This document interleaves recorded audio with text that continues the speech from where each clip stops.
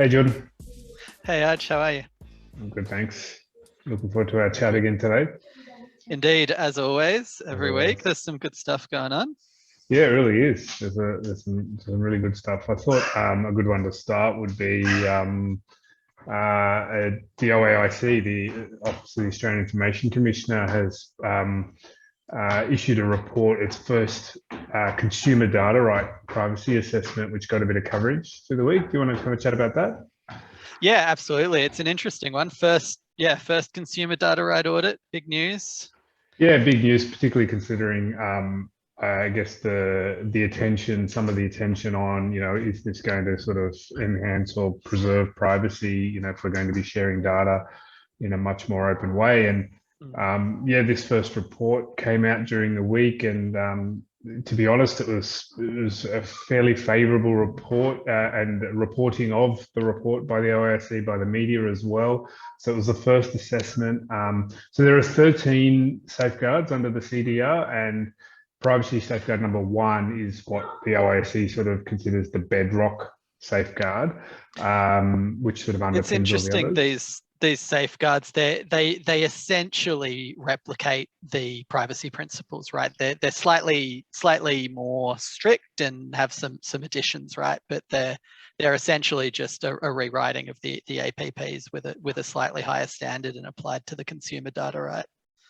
Yeah, But go on. Yeah. yeah, that's right. No, that's and yeah, as I was saying, this one focuses purely on that sort of that first one, which is a bit of a bedrock one. And to be honest, the coverage, as I said, was pretty favourable, and the commentary from the OIC was pretty favourable. Sort of the general statement being that the big four banks are generally complying with it, and the write up was also sort of quite positive. But yeah, I thought it was worth digging into that a little bit more. What did you think? It is indeed right because I read that same article I think on ZDNet and then dug into the actual audit report, which is quite brief and quite high level and doesn't identify which banks, doesn't name which bank is complying and not complying and so on. Um, and there were, there are things that the banks have, done well that the audit identifies, like they're, actively managing their consumer data right obligations. They have separate CDR privacy policies that are, well written and clearly expressed. They had processes to keep those policies up to date, tick, tick, tick. But then the report goes into, the areas for improvement. And some of them I think are quite, I mean, they're again just like high level statements, but some of them are quite kind of significant areas of improvement. So, like one bank, for example, didn't limit access to consumer data rights systems and data to staff with an operational requirement to have access. Like the way I read that is that they're not applying like least privilege principles that that access to consumer data rights systems is much broader than the people who actually have, which is kind of a bedrock principle here, and kind of like a fundamental privacy and security principle. And the idea that one of the big four banks with a in relation to consumer data is not applying that seems like it deserves more than one line in the audit report. Yeah, it feels like and in the like additionally in the context, and not only if access to that data was not limited to the sort of those with operational reasons for it, combined with the fact that CDR generally means there's more data. The concern of it Mm. is that, particularly with banks being sort of accredited recipients, and so there's going to be greater kind of scope of data. So that Yeah. combined with the fact that access is not being limited seems considerably important. Absolutely right. There's more data flowing in and out. The whole point of the CDR and these special, privacy principles for that is that a higher standard is applied for CDR data to ensure trust in the system and all of that.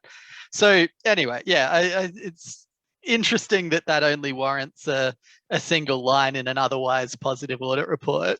The other one that I thought was pretty significant was that all of the banks, the OAIC found, needed better treatment of the CDR requirements that diverge from the privacy principles. So we were saying before, right, that the CDR privacy requirements are essentially a restatement of the privacy principles, but like applying a slightly higher standard.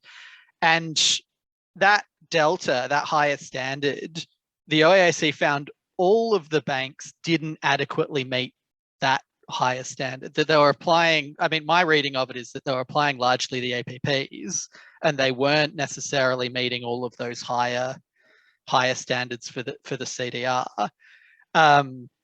which is kind of like seems again quite a significant finding, and quite a significant negative finding, that these organizations need to, the banks need to do better, and they're not in fact meeting this CDI standard. Like, again, it's hard to make this judgment because the public audit report is quite minimal, right? So maybe the OAIC is making this judgment that the shortfalls are actually really low risk and they're not significant and so on. But yeah, I thought that's interesting, and it kind of goes to, I think, one of the key challenges with frameworks like the CDR is that they apply these standards, they apply these privacy standards that are almost but not quite the privacy principles.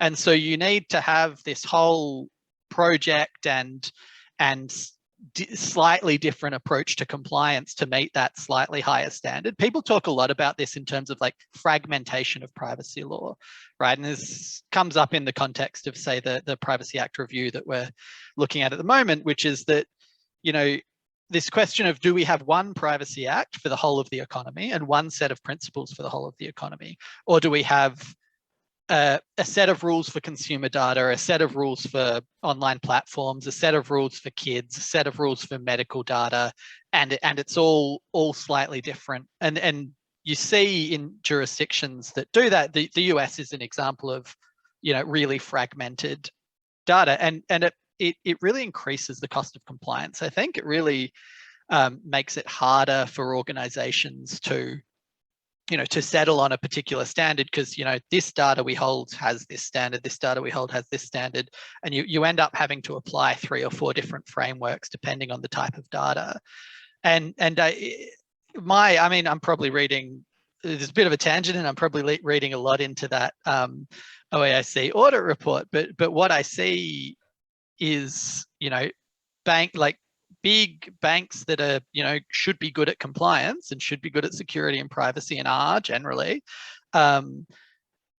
failing at managing just 2 different, compliance regimes. And so, yeah, I don't know. I think it really goes. Yeah, I think it's a good call. I mean, if it sort of becomes something that like you say, adds to the compliance workload, then there's a risk inherent in that, which is, like if organizations are struggling to meet the mark, then the intent and the objective behind those regimes, whether it's CDR or the APPs, is at risk. And I think, and I think it's a valid call, because we're starting to see a parallel even in the security space. So one of the concerns with the introduction of the new critical infrastructure legislation, from some of the certain sectors, was, well, we already have existing regulations that govern our sector in terms of security. So the telecommunication sector has its own set of security regulations, and banks do a great deal through APRA and whatnot. And so again, the same concern is, like, if you overlay then this new set of obligations, because we've kind of now deemed that we're critical infrastructure, that just adds this, there's a misalignment, and it just makes the whole task very difficult. And you hear about organizations that are maintaining these massive matrices now to get across this. It's like, with columns of, like, here's APP, here's CDR, and here's, and then in the security space, here's kind of, APRA's regulation, here's the new critical infrastructure, and trying to just do what they think is necessary and be able to tick all the boxes across. Yeah, and it's a whole job, really hard.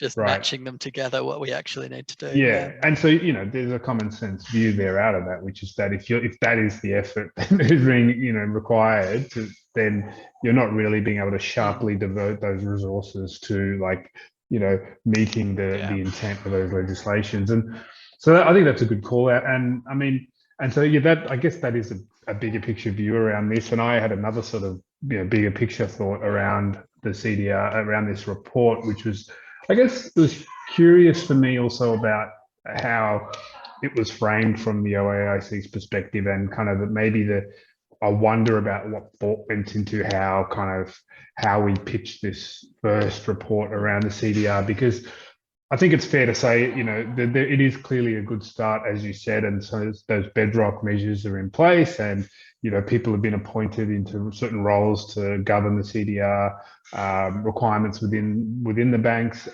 So there's some good starts there, but as you say, there are some legitimate shortcomings to talk about as well. And given that this is the very early days in the CDR journey, and it's only going to be expanded from here. There's a roadmap, sort of start with the banks, next it goes out to energy, and then down the road to telco. Whether the opportunity was not to sort of be a bit more strident about, look, we've introduced the CDR, here are some things we've found, there are some shortcomings, we absolutely need to make, get those things right, and that there was not an opportunity to make more of the need to kind of address those shortcomings, so that those next industries that come down and take it on, like energy, like the telcos, have that in mind, as opposed to sort of, maybe like the way the ZDNet article is framed, which gave a sense that, the regime's been introduced and banks are complying with it and everything's okay. Yeah, no, it's a really good point about, with the energy and telco are coming down the line. This is the opportunity to set that regulatory expectation and approach. I mean, I'll be super interested. So the outcome of the report really was for recommendations from the OAIC back to those banks to fix the issues identified, and the OAIC is coming back to have a look at in 6 months. So, I'll be super interested in 6 months' time if, what the regulatory, what the OAIC's approach is, right? If they come in a bit harder in 6 months, maybe that'll set the right tone. First audit, let's all be friendly, let's all set expectations and come in a little harder later on. But yeah, we'll see. Let's wait and see. Next thing I wanted to talk to you about was some good New South Wales versus Victoria action, I think. But starting with New South Wales, your minister for all things digital, something. Yeah, all things digital, Victor Dominello, has been in the news a couple times the last week or so, talking about online voting and trust barometers and all sorts of, newfangled things. Want to get your view on this, because I think reading this coverage of him is just hilarious to me. He, so he started off the online voting story is he starts off, he's just essentially baffled that we don't do online voting, right? And saying that, it's the modern world, it's crazy that citizens have to vote in person compared to the ease and convenience of, say digital gambling. I can lay a bet on the horses online. Why can't I lay my vote online? Which, and there's just, it was just a bizarre argument, because I mean, yes, online voting and digital voting, totally a thing, but it's concerning that you see there's an attitude to security and trust and privacy in these statements that is just like, it's not even an issue. That I trust, of course we can get it right and we don't even have to talk about it. When, for example, there's the New South Wales Electoral Commission saying, well, actually, we're worried that we can't get it right. We need $22 million to fix these significant cyber vulnerabilities, and we need support and help, and it's not quite working, even in this limited rollout that's happening already. It's just, yeah, it's like, I'm all on board, if it's done right, let's deploy technology right, but the approach needs to be a lot more considered and a lot more careful and designed.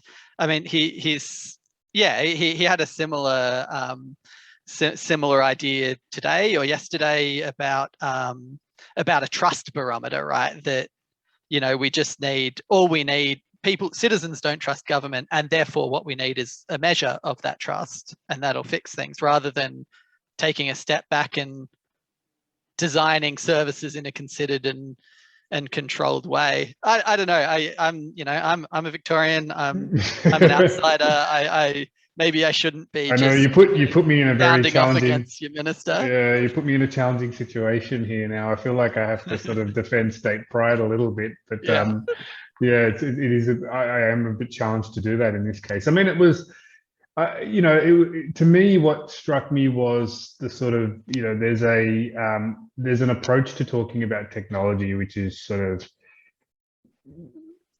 highly sort of optimistic and utopian about technology. And so, with that, mindset, it's always like, well, more digital, more technology is always the answer. And it feels a little bit like that. It was there was a bit of a sort of a brush off kind of view of, well, there are, like, as you say, the New South Wales Electoral Commission have their own concerns, cybersecurity experts have raised their own concerns, but really it was a bit of a brush that this is about making it easy. And like you say, that analogy with, if I can place a bet on a mobile app and get the results instantly, why can I not do the same? And it's like, there's a fundamental difference. Firstly, exactly, because the transactions are totally different. The threat models are totally different. The risks are totally different. Right. So like, that's one part of it, is like, it's fundamentally different. Like the voting, the privacy of your vote, but also just generally integrity of the voting system. There's a lot at stake there. But the second thing is just generally the idea that, convenience and making things easy and like a fast and responsive experience is the only thing that matters, or is what matters most. And so it was almost funny to sort of hear him also invoke trust in the same element, because it's sort of like, you're also talking about trust in a very narrowly defined way. It's sort of, my trust in a service is entirely dependent on whether it works well, or whether it has a easy to use interface, or whether it's reliable. Those things matter, but trust is also about, can I trust in the information and the way my data is being treated, whether it's being secured, whether whether it's being used for the reason that I have given it over. And so there was, again, a sort of I felt a very sort of easy comment around, well, I'm confident that the government can build trust around an online voting app, but that doesn't really stand up. Firstly, I mean, the track record, I think, is a little bit more complex than that. I mean, if you only have to look at sort of COVID safe and the census and these examples to say, well, maybe there isn't a universal level of trust in government. But then, to play into your sort of state, your state competition vibes, the Victorian government did a survey of citizens, which actually found that trust in government is generally high in Australia, but it doesn't translate to the digital environment. Only 38% of people are willing to exchange information for better services. So it's at the very least, it's a little bit more complex than, trust us, we'll get it right. It's also a little bit, I think that's absolutely right. It's also a little bit more complex than online is better. Like, it's not as simple as that. It's there is a pretty decent swathe of the population. First of all, something like 10% of Australians, some huge proportion of Australians is not online at all, first of all, and wouldn't be voting. And then there's another proportion that just wouldn't be comfortable with, that are happy with the way it is and it works, and you go and get your democracy sausage and you have a nice Saturday. And like, there's a question of like, whose problem are you solving? Why is digital the solution, which just often doesn't get asked as well. Like why are we doing this? Who is this for? Is it actually the best solution for all of the people, or is it just saving Victor and his friends some time on a Saturday? I don't know. I think there's a lot more thought needs to go in, which Yeah, absolutely. I think it does need to be more considered, and that sort of leads us, I think, to the other kind of piece of news this week, which is strictly, tightly related to this, which is that, and I feel like you've set me up entirely here because I'm about to talk up the Victorian government, but yeah, I love this sequence, right? I get to talk down New South Wales. You get to talk up Victoria. Yeah. It's we've got to rethink this. But during the week, the Victorian government released its new digital strategy. It's a 5-year strategy, replacing like a 2016 IT strategy. So this is much more sort of whole of government, digital. What do we need to kind of make Victoria sort of a digitally a future digital state.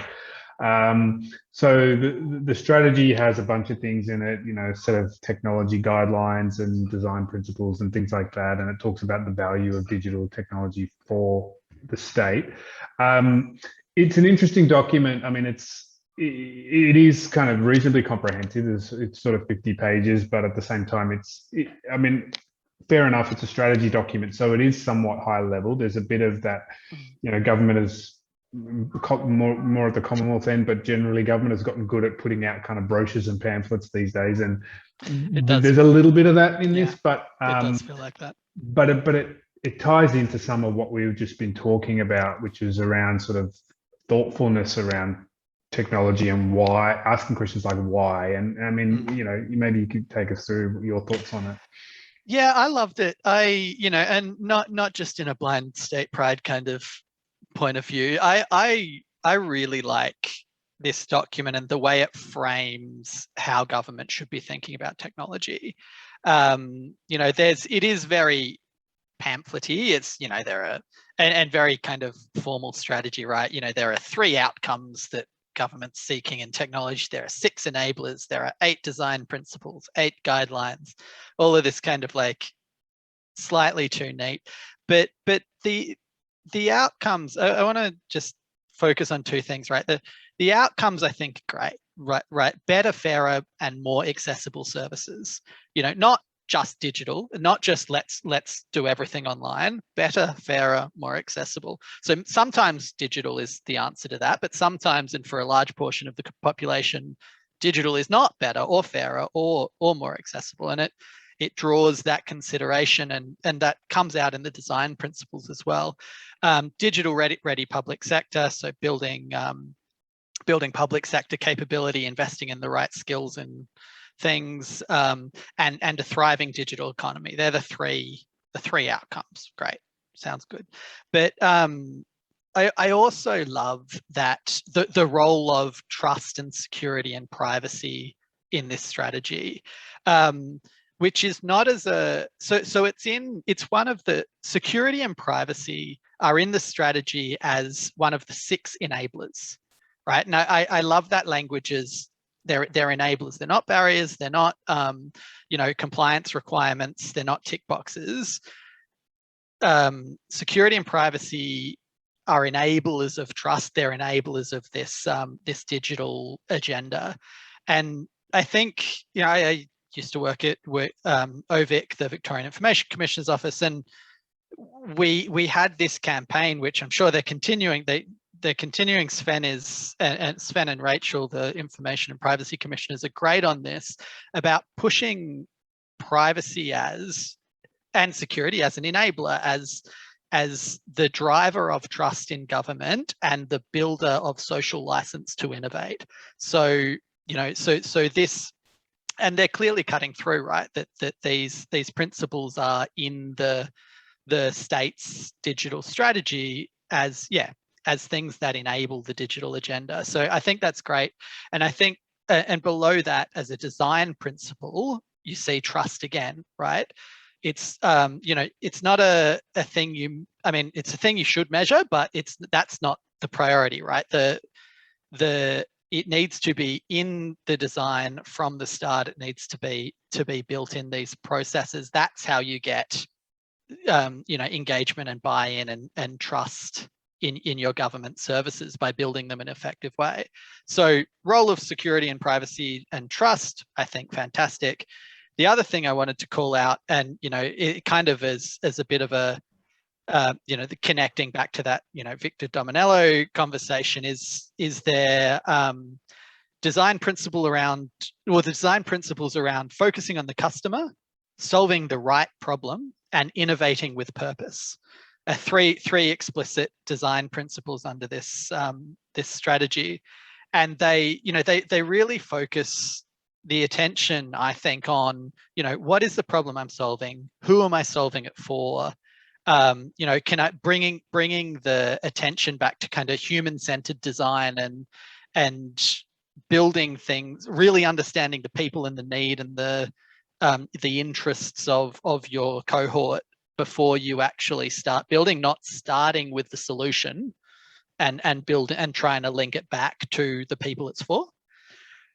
So yeah, I'm a big fan. I think it's I think it's a good one. What did you think?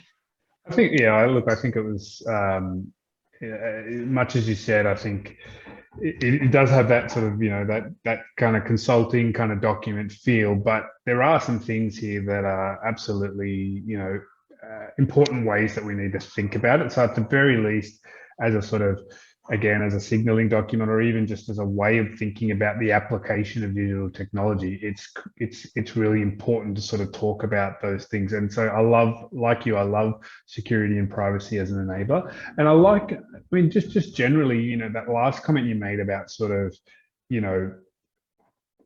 like reversing the thinking about technology, which is, instead of like, oh, here's a great solution and let's find a way to push it onto communities. Even, the same thinking even around trust, for example, like thinking about these things, and same with privacy and security, thinking about them more as not outcomes. Of course, they're outcomes. We want good security, we want trust, but thinking about them as design principles that embedded at the beginning. Like, I think that is a really important thing, because otherwise you risk this thing of, well, we won't think about it in the process, we won't think about it early, but maybe we can chuck a barometer up at the end and it'll ping and it'll be green with trust, all the trust, it'll be great. But putting that in as a sort of, well, actually these are some things that need to be baked in at the start. So trusted by design, secure by design, privacy by design.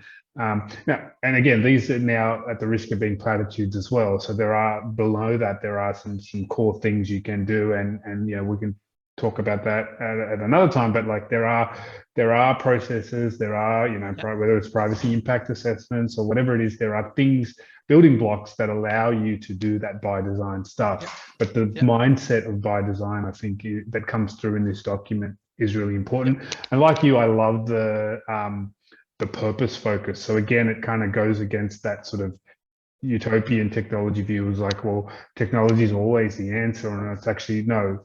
Let's do this with purpose. Like, is there a value in actually investing even in this technology? Is there a problem that we need to solve? And is there a community or a group? And so, you go back to the election example, and you mentioned it before, but again, it's like, yes, of course, it would be more convenient to be able to just go ping and vote and then, and then get the results quickly. But,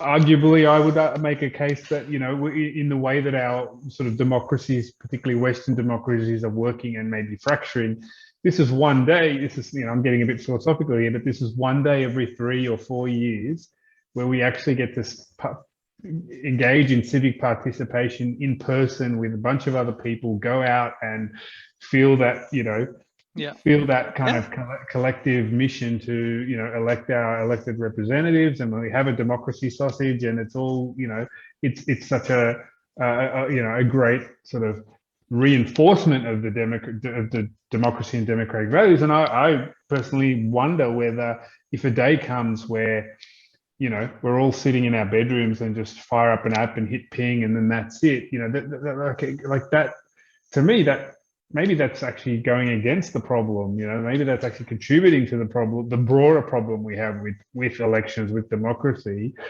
We need to maybe hold on to these things. So that's getting a bit esoteric, but I think right on, this idea,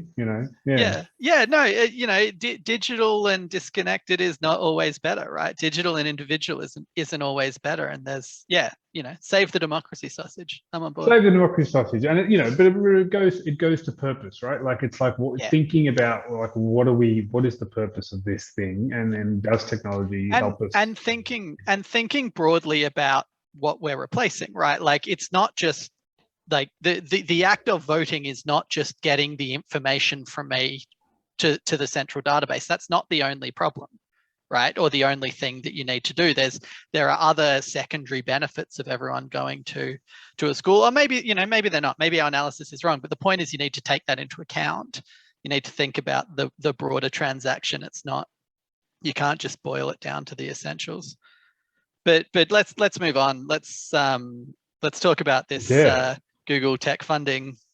Yeah, sounds good. This one. So this is maybe a little bit slightly old news in the world of tech, at least as quickly as tech moves. It was sort of maybe about 10 days ago now, but Google made the announcement that they were going to invest $1 billion into a digital future initiative in Australia. So it's a sort of 5-year investment, and the intention is basically to put the funds into Australia's sort of technology landscape, if you like, and invested in talent, invested in research, in digital infrastructure and tech partnerships. And part of that is a new research centre that's going to look into, all of the sort of emerging and influential technologies like AI and quantum computing and climate technology. So it was a big announcement, but I think since the announcement, there's now started to be a little bit more of a conversation around it. Did you pick up on that? Yeah, it's an interesting. It's great, right? It's an incredible amount of money. So really great to see that kind of investment. But yeah, it also kind of triggers my big tech skepticism of all these things, right? That I think there's real questions to be asked, and I think you agree with me here on exactly how. Well, real questions to be asked about how this kind of research is funded and enabled, and whether or not there's a worry about regulatory capture here. My big concern here is particularly around AI research, right? That there's these big companies, your Googles and Facebooks and big tech generally, have this massive financial influence over the research that's getting done. They suck up a lot of the talent from academic institutions into their kind of private research teams, which publish some of it, but then there's a question of, well, how much of the negative research actually does get published? What pressures are on academics or internal researchers relying on their funding to find positive or avoid negative studies.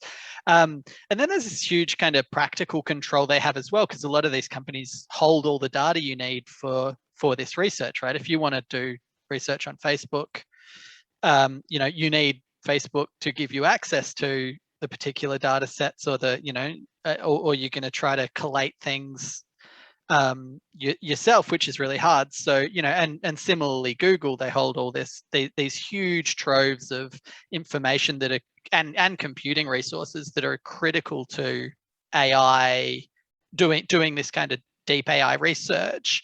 So yeah, I'm all for this funding. I think it's really exciting, and it'll be probably a net benefit, and I'm sure it's net benefits, $1 billion into digital futures research, but I just worry about